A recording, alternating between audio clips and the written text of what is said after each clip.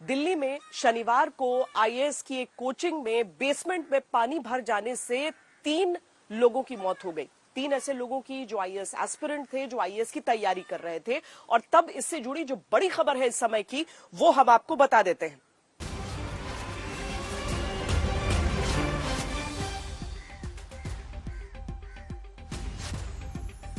तीन मौत के बाद एमसीडी, दिल्ली सरकार, एलजी और सियासत सब जाग गए हैं। तभी तो अब ओल्ड राजेंद्र नगर में बुलडोजर से अतिक्रमण तोड़े जाने लगा है। एलजी वीके सक्सेना दौरा करने पहुंचे हैं। बीजेपी और आम आदमी पार्टी एक दूसरे के खिलाफ प्रदर्शन करने लगे हैं। अवैध निर्माण से जुड़ी दूसरी बड़ी कोचिंग पर एक्शन होने लगे हैं। कोचिंग सेंटर सील किए जाने लगे हैं। और तब खबरदार करता सीधा सा सवाल है कि क्या जनता की जान जाए, सीएम एलजी की सियासत न जाए।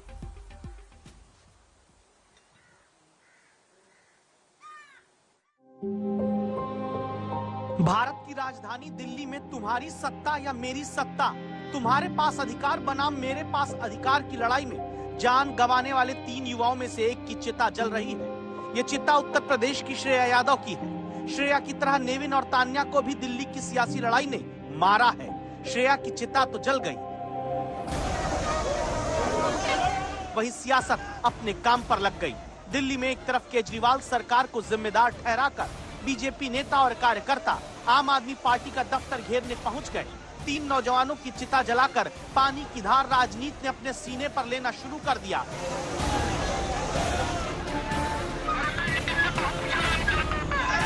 कुछ ही देर में हाथ में प्लेकार्ड लेकर एलजी सचिवालय के बाहर आम आदमी पार्टी के विधायक, नेता, कार्यकर्ता भी पहुंच गए। इनकी मांग है एमसीडी कमिश्नर को हटाया जाए। एक दूसरे पर ठीकरा फोड़ने, एक दूसरे पर गलती थोपने, हमने कहा था ना तुम जागे नहीं, तुम जिम्मेदार हो, तुम सो रहे थे।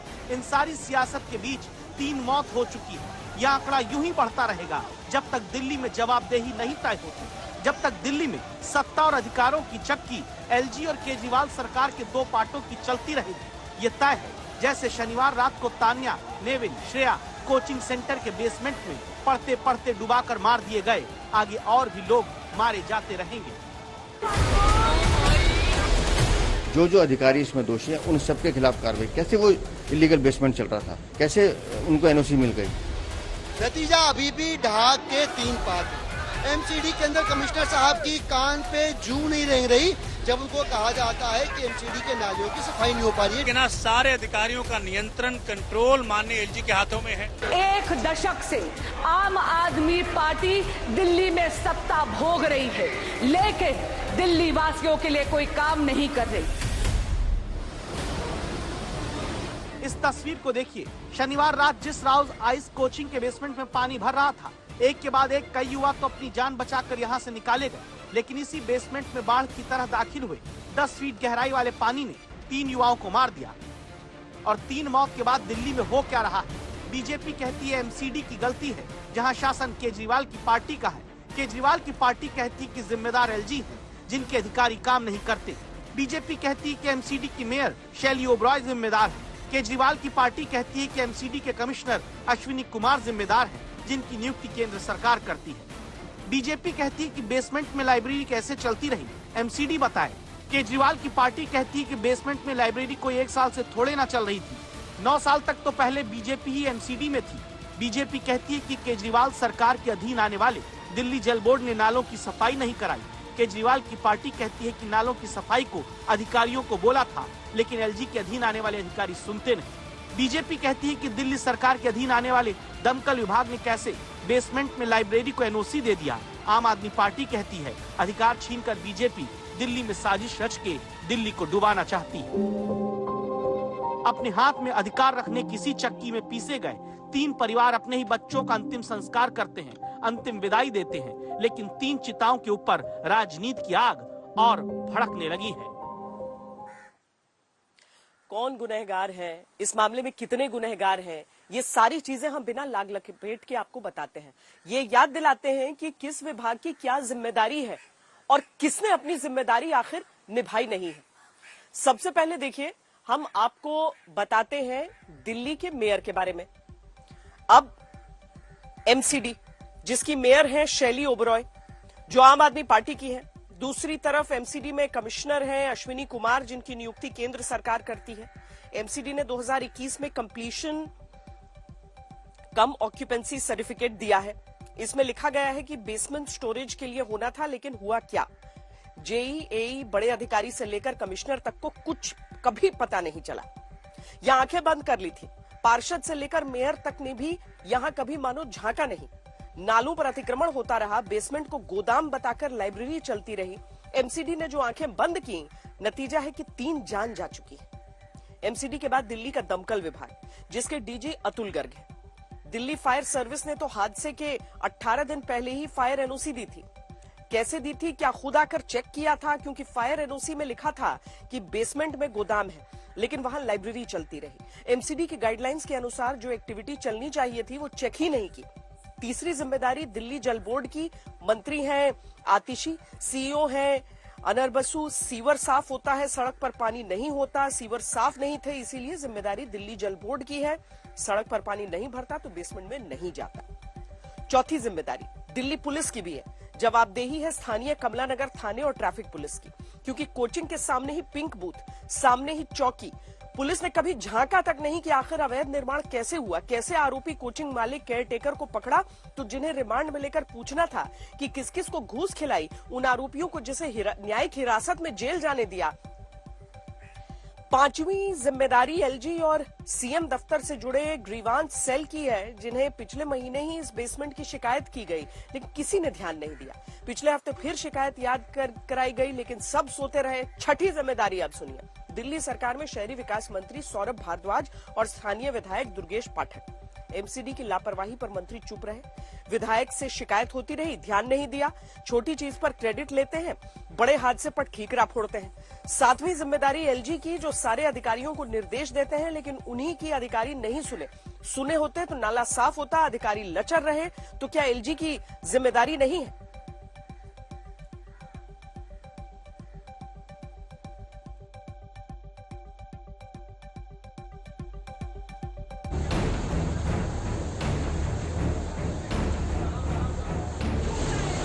Video number 1,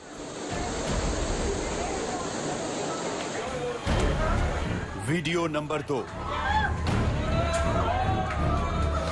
video number 3।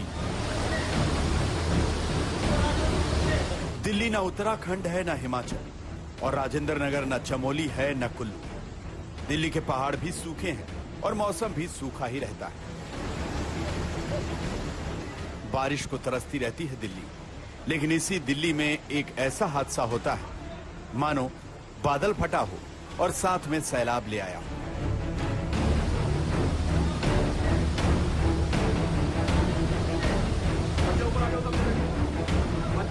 आखिर कहां से आया इतना पानी, कब आया?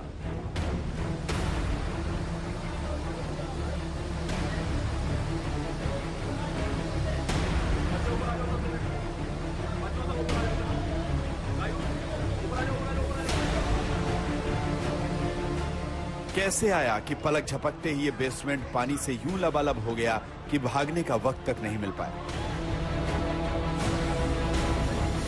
अभी भी ये सवाल पहेली बना हुआ है, लेकिन कुछ नए वीडियोस सामने आ रहे हैं जिससे आपको हादसे को समझ पाना आसान होगा।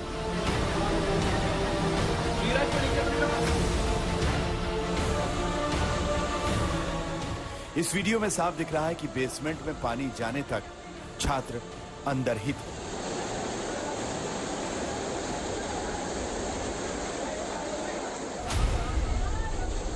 पार्किंग के पानी की धारा जब सीढ़ियों से नीचे उतरने लगी, तब छात्रों को बाहर आने के लिए कहा गया। पानी तेजी से जा रहा था, इसलिए छात्रों को जल्दी जल्दी ऊपर आने को कहा जा रहा था। बच्चे ऊपर आ जाओ, सब जने बच्चों सब ऊपर आ जाओ, चलो गाइस ऊपर आ जाओ, ऊपर आ जाओ, ऊपर आ जाओ। इसी दौरान इस बात की आशंका जताई जा रही थी कि कोई नीचे तो नहीं रह गया, और आखिर में सुनिए ये आवाज। बच्चे आ जाओ ऊपर जल्दी please, guys guys guys quick quick quick quick quick quick, अरे जल्दी आ जाओ ऊपर, कोई नीचे रहा तो नहीं। नीरज को नीचे तो नहीं रहा। बेसमेंट में उतरने के लिए बाहर जमा पानी को निकालना था। शायद इसीलिए रेस्क्यू में इतनी देरी हो गई कि अंदर फंसे तीनों छात्रों की जान नहीं बचाई जा सकी। पूरी रात बेसमेंट से पानी निकालने का काम चलता रहा। एक बार फिर लौटते हैं पहले वीडियो की तरफ, जो बार बार यही सवाल उठा रहा है कि सड़क पर जल जमाव शुरू होने के साथ ही छात्रों को बाहर क्यों नहीं निकाला गया। जल जमाव की वजह चाहे जो भी हो, कोचिंग सेंटर के बेसमेंट में बैठे छात्रों को समय रहते आगाह किया जाता तो 3 परिवारों की खुशियां उजड़ने से बच जाती। अरविंद ओझा, दिल्ली, आज तक। एमसीडी को पहले तो अवैध निर्माण दिखा नहीं और अब ऐसा दिखा कि वो सीधे बुलडोजर लेके वहां पे पहुंच गए तोड़फोड़ करने के लिए। एलजी जो है वो आखिरकार ओल्ड राजेंद्र नगर वो भी पहुंचे और दिल्ली में सियासत के इन्हीं 2 पार्टों के बीच पिसती हुई जनता पूछती है कि आखिर इस पूरे मामले के गुनहगार कितने। ये इंक्रोचमेंट जो यहाँ आप कर रहे हैं ये अवैध है, तभी तो कर रहे हैं, करने आए सर। हाँ जी, हाँ जी। इस इलाके की जिम्मेदारी तो सर आप ही की है।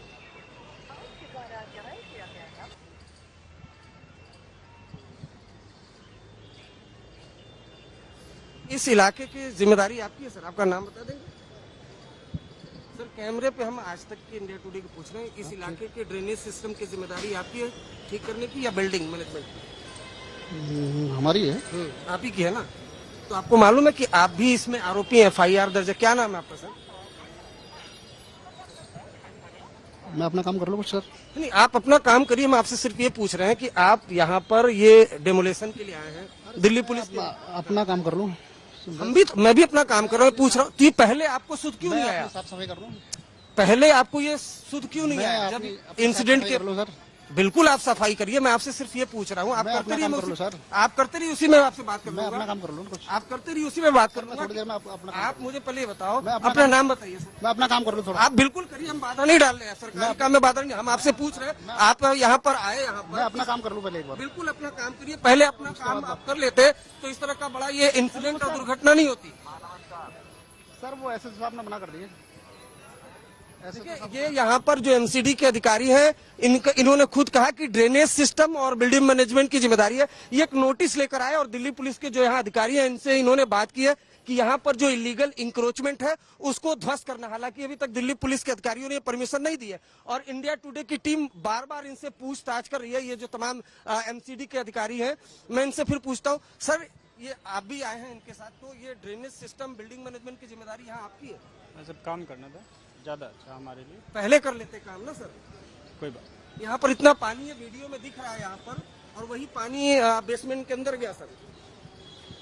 अरे सर, उस वक्त कॉल आई थी सर। उस वक्त कॉल आई सर, मैं अपना काम कर लूँ थोड़ा। उस वक्त कॉल आई थी आपके पास? मैं अपना काम कर लूँ उस वक्त। आप सर ये आप कैमरे पर हैं, आप ये बताइए। सर मैं अपना काम कर लेता हूँ प्लीज। ये देखिए अपना काम कर लेते हैं, लेकिन पहले इन्होंने अपना काम नहीं किया। पहले काम कर लेते तो शायद इतना बड़ा हादसा नहीं होता। मनीष झा के साथ अरविंद ओझा, दिल्ली आज तक। अब आपको हम 3 तस्वीरें दिखाते हैं। 3 तस्वीरें बीजेपी की, आम आदमी पार्टी की और सदन में हंगामे की। इन 3 तस्वीरों के बीच ही इस पूरी जो रिपोर्ट हम आपको दिखा रहे हैं, ये पूरी जो घटना हम आपको दिखा रहे हैं, उसमें दिल्ली की जनता का हाल छिपा हुआ है।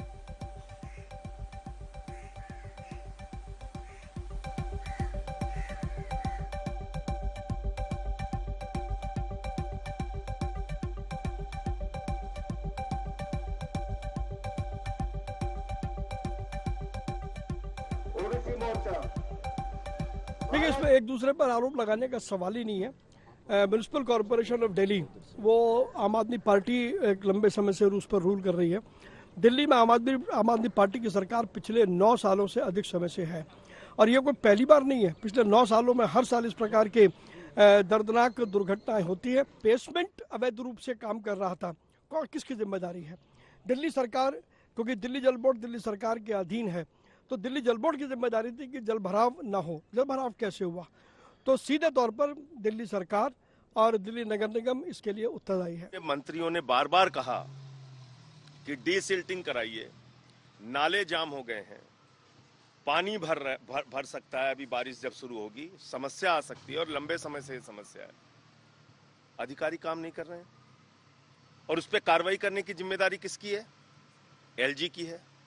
तो मैं बीजेपी वालों से पूछना चाहता हूं कि दिल्ली के लोगों को आप सजा दे रहे हैं, उनकी जिंदगी आप नरक बनाना चाहते हैं। आपने जबरदस्ती करके सुप्रीम कोर्ट के आदेश के बावजूद आपने एक नोटिफिकेशन जारी करके, एक अध्यादेश जारी करके दिल्ली के सारे अधिकार ट्रांसफर पोस्टिंग के छीन लिए। और अब जब कार्रवाई करने की बात आती है तो एलजी के साथ मिलकर आप साजिश रच रहे हैं। ये बीजेपी की गहरी साजिश है कि दिल्ली को नरक बना के रखो, बर्बाद करके रखो। इनको एक्सपोज करेंगे, इनको पूरे देश और दिल्ली के सामने इनको एक्सपोज करेंगे। ठीकरा फोड़ जो सियासत है उसे अब खत्म होना चाहिए, क्योंकि आप कल्पना कीजिए, आप सोचिए कि उन युवाओं के घर वालों पर क्या बीत रही होगी जिन छात्रों की जान चली गई है इस हादसे में। कहां तो वो अपने शहरों से निकलकर, बिहार से, यूपी से, केरल से निकलकर दिल्ली आए थे, आईएएस की कोचिंग यहां पर कर रहे थे, और कहां तो ये हादसा। 25 साल की श्रेया, तस्वीरें देखिए तो जीवन से भरपूर, आंखों में सपने की चमक, कुछ कर गुजरने की ललक। अब सब कुछ खत्म हो गया। नदी किनारे जलती चिता की ज्वाला में धुएं की तरह उड़ गए वो सपने। सूनी आंखों में आंसू भी सूख चुके हैं। वो पिता जिसने अपनी बेटी को बड़े अरमानों से अफसर बनाने की हसरत रखी थी, आज बेटी को मुखाग्नि देकर वो पिता विचार शून्य सा बैठा है। जिसे बड़े लाड प्यार से पाला था, उस बेटी की मौत का सच उसे कबूल नहीं था। वो अपनी लाडली का चेहरा कुछ देर और देखने की कोशिश में बैठे थे। आज भी हमको सिर्फ चेहरा देखने की इच्छा है कि अभी रहे, अभी चेहरा सिर्फ पड़ा रहे, ये इच्छा है एक बाप की। चेहरा सामने आ रहा है, चेहरा सामने आ रहा है। हम घर पर भी कहते थे रहने दो, अभी थोड़ी देर बाद जाएगी। करना तो है, इतना भी मालूम है, लेकिन जितनी देर रहेगी उतने सही है आखिरी वक्त। मतलब आप अंत्येष्टि भी कुछ देर बाद करना चाहते थे कि कम से कम उसको, अंत्येष्टि भी जितने लेट हो जाए। राजेंद्र यादव को नहीं पता था कि उनकी बेटी की मौत के जवाबदेह कौन लोग हैं। शायद वो अपनी ही तकदीर को कोस रहे थे। बेटी को अच्छी शिक्षा, अच्छे भविष्य की उम्मीद में उन्होंने जो भरोसा सिस्टम पर किया था, उसे सिस्टम ने एक झटके में चकनाचूर कर दिया था। हमने जो सोचा था, सोच समझ के उस वहाँ करा किया था कोचिंग में। अब कोचिंग की क्या व्यवस्था कैसे है, हमको सिर्फ भरोसा था। अब भरोसे में कहाँ किसकी गलती है, ये तो शासन प्रशासन को देखना चाहिए। क्या मानक उसका है, क्या कैसे है, वो कैसे चला रहा था, कैसे ये हादसा हुआ, ये सब जांच का विषय है। आप कठोर कार्रवाई चाहते हैं? बिल्कुल, इसलिए चाहते हैं कि बाकी जो देश के भविष्य वहाँ जाते हैं, मैंने ऐसा समझा है, सुना है कि अच्छे अच्छे बच्चे वहाँ रहते हैं, तो उनके साथ भी न्याय हो। ऐसा ना हो कि मैनेज करके हर ये प्रक्रिया कभी कभार होती रहे।